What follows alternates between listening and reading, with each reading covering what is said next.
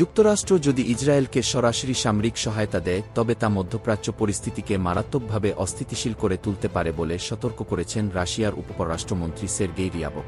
Iran ও ইসরায়েলের মধ্যে চলমান সংঘাতের প্রেক্ষাপটে এই মন্তব্য করেন তিনি। রুশ বার্তা সংস্থা ইন্টারফ্যাক্স এর তথ্য অনুযায়ী রিয়াবকও বলেছেন যুক্তরাষ্ট্র যেন এমন সহায়তা দেওয়ার চিন্তাও না করে। তিনি জানান, রাশিয়া ইসরায়েল ও ইরান উভয়ের সঙ্গেই যোগাযোগ রাখছে। এদিকে ইসরায়েল ইরান সংঘাত নিরসনে মধ্যস্থতার প্রস্তাব দিয়েছেন রুশ প্রেসিডেন্ট ভ্লাদিমির পুতিন। রুশ রাষ্ট্রায়ত্ত বার্তা সংস্থা তাস এর খবরে বলা হয়, পুতিন টেলিফোনে সংযুক্ত আরব আমিরাতের প্রেসিডেন্ট মোহাম্মদ বিন জায়েদের সঙ্গে আলোচনায় এই সংকট নিয়ে গভীর উদ্বেগ প্রকাশ করেছেন এবং দ্রুত সমাধানের প্রয়োজনীয়তার উপর জোর দিয়েছেন। আলোচনায় পুতিন জানান, তিনি মধ্যস্থতার জন্য প্রস্তুত এবং এই সংকট নিয়ে আঞ্চলিক অন্যান্য নেতাদের সঙ্গেও তিনি আলোচনা করছেন।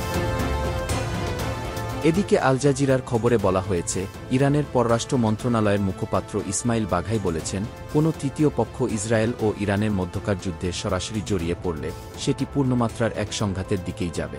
আর সেটি কেবল এই অঞ্চল নয়, বরং এর বাইরেও ছড়িয়ে পড়বে। ইরান আপাতত কেবল ইসরায়েলের ভূখণ্ডকে লক্ষ্য করে হামলা চালানোর উপর মনোযোগ দিচ্ছে এবং তারা বিশ্বাস করে, প্রতিবেশী দেশগুলো যুক্তরাষ্ট্রকে নিজেদের ভূখণ্ড ব্যবহার করে ইরানের উপর হামলা চালাতে দেবে না।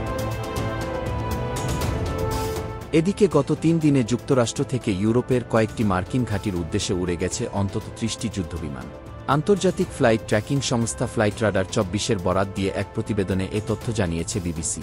প্রতিবেদনে বলা হয়, KC-135 নামের বিমানগুলো যুদ্ধবিমান হলেও সাধারণত এগুলোকে যুদ্ধে ব্যবহার করা হয় না। এগুলো মূলত ট্যাঙ্কার বিমান অর্থাৎ অপারেশনে ব্যবহৃত যুদ্ধ ও বোমাবাহী বিমানগুলোতে জ্বালানি তেল সরবরাহ করে থাকে।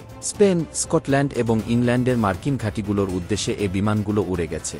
বিশ্বের বিভিন্ন দেশে মার্কিন ঘাঁটির যুদ্ধবিমানগুলোর নিয়মিতই জ্বালানির দরকার হয় এবং সেই জ্বালানি পৌঁছে দেওয়ার জন্য মার্কিন সামরিক বাহিনী KC-135 এবং আরও কয়েকটি সিরিজের ট্যাঙ্কার উড়োজাহাজ ব্যবহার করে। কিন্তু মধ্যপ্রাচ্যে ইরান-ইসরায়েল সংঘাত পরিস্থিতিতে মার্কিন ঘাঁটি থেকে 3 দিনে 30টি ট্যাঙ্কার যুদ্ধবিমানের ইউরোপের সামরিক ঘাঁটিতে উড়ে যাওয়াকে অত্যন্ত অস্বাভাবিক বলে মনে করছেন একাধিক আন্তর্জাতিক নিরাপত্তা বিশ্লেষক। এদিকে ইরান-ইসরায়েল যুদ্ধে যুক্তরাষ্ট্র হস্তক্ষেপ করলে পরিণতি কঠোর হবে বলে হুঁশিয়ারি দিয়েছেন ইরানের সুপ্রিম নেতা আয়াতুল্লাহ আলী খামেনি। বুধবার জাতির উদ্দেশ্যে দেয়া ভাষণে তিনি বলেন, আমেরিকানদের জানা উচিত, যে কোনো মার্কিন সামরিক হস্তক্ষেপ অপূরণীয় ক্ষতির কারণ হবে, যার পরিণতি তারা সহজে সামাল দিতে পারবে না।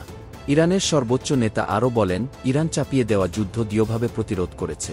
ভাষণে ইসরায়েলকে ভুলের জন্য কঠিন শাস্তি পেতে হবে বলেও হুঙ্কার দেন খামেনি। তিনি বলেন, এই জাতি কারও চাপের মুখে আত্মসমর্পণ করবে না।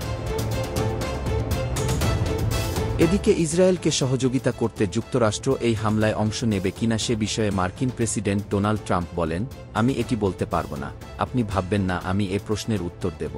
তিনি আরও বলেন, আমি হামলা করতে পারি, আবার হামলা নাও করতে পারি। আমি বলতে পারি ইরান অনেক সমস্যায় আছে এবং তারা আলোচনা করতে চায়। আমি বলেছি, কেন 2 সপ্তাহ আগে আলোচনা করেননি? আগে আলোচনা করলে আপনারা ভালো করতেন, আপনাদের দেশ থাকত।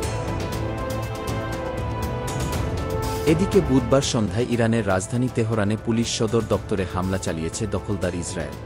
দখলদারদের প্রতিরক্ষামন্ত্রী ইসরায়েল কাতজ দাবি করেছেন, হামলা চালিয়ে পুলিশের সদর দপ্তরটি সম্পূর্ণ ধ্বংস করে দেওয়া হয়েছে।